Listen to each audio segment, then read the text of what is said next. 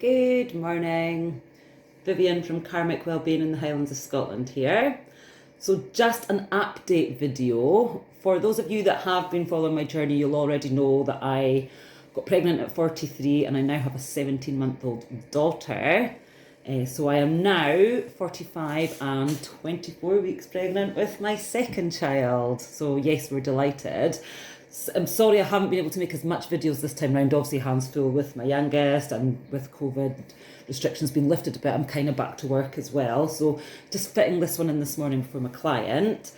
So basically just wanted to go through what I did differently this time round compared to last time round. Because I know what it's like when you're out there and you're trying your hardest to get pregnant and things aren't going right for you, or you're following practices and they're just not the right practices for you. So I'm just going to tell you what I did, and if I can give you any hope in your journey, it's so worth it. It's like, really want it to work for everyone else out there as it has done for myself.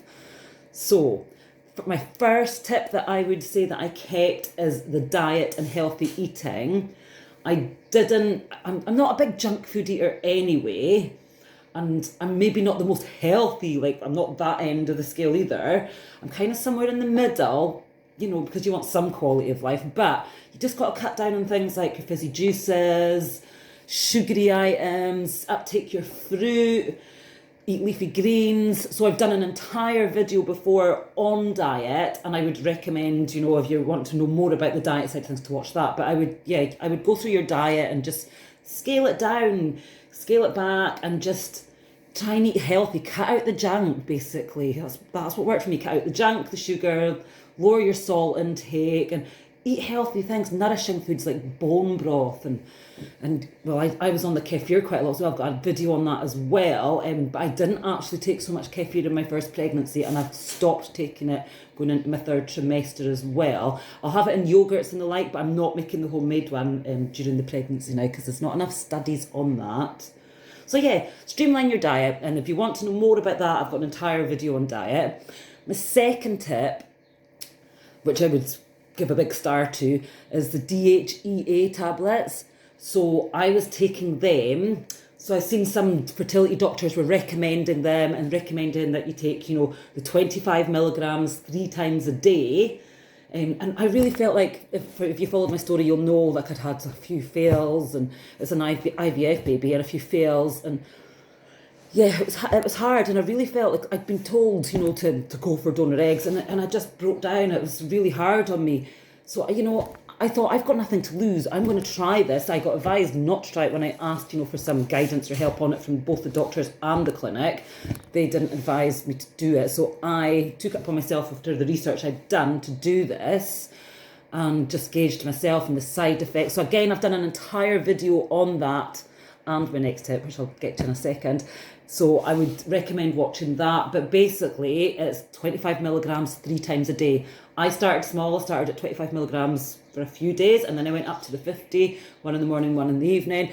And then I did one morning, lunch and evening. So, it's doable, but you've got to gauge yourself, and if you're going to do it. And it worked for me. I really feel like that was the game changer for me. So what I did cut out is I was taking loads of absolute tons of supplements that you'll see in one of my videos that had like all the names of all the supplements. I was going through each supplement. And this time round getting pregnant, I didn't take the majority of that supplements. So the ones I stuck to was the DHEA, and the one I'm going to tell you next, which is my next point, number 3, was Coq10 Tablets, because they're your building blocks for your energy. So diet, streamline your diet, DHE tablets, research them, get on them.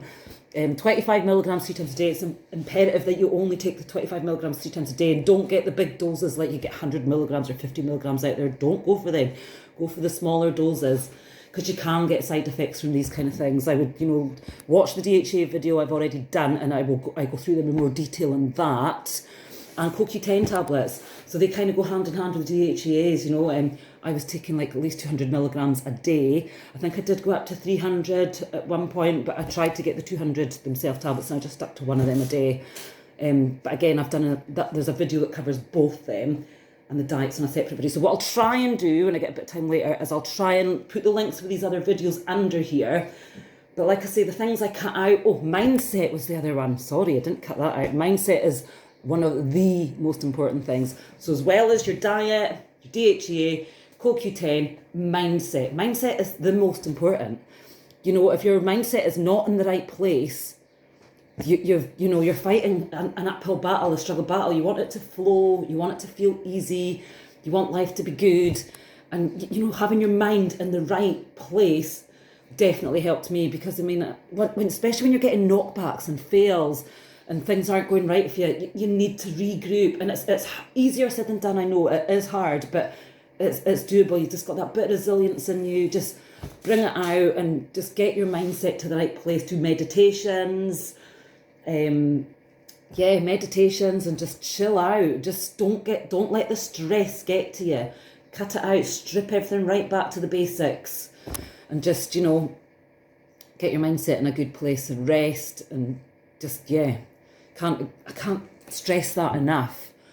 So I'm going to put the links to the videos at the end, but yeah, pretty much that's the things I did differently. And all that other supplements that I took the first time around that I spent over 150 quid on, cut most of them out. Obviously I had some left and I was still taking bits and pieces and just using the map, but it's not imperative. So thank you for watching, and I will be in touch with my links. Thank you. Oh, before I forget, I have written a book called Love Will Find a Way. It is available on Amazon Books, and it basically covers my journey, my story. It's not a big read, it's a small book. It's got angel guidance in it, which is one of my mindset things that I used quite a lot. And yeah, that's available for, you know, if you just want something to read when you're on your own journey, to, you know, compare, get some tips, get some help. At the back of the books, all the links to all my YouTube videos. So yeah, if anyone's wanting to have a wee read of that, you're very welcome. It's available on Amazon Books. Love Will Find a Way, My IVF Journey by Vivian Taylor. Thank you. Bye.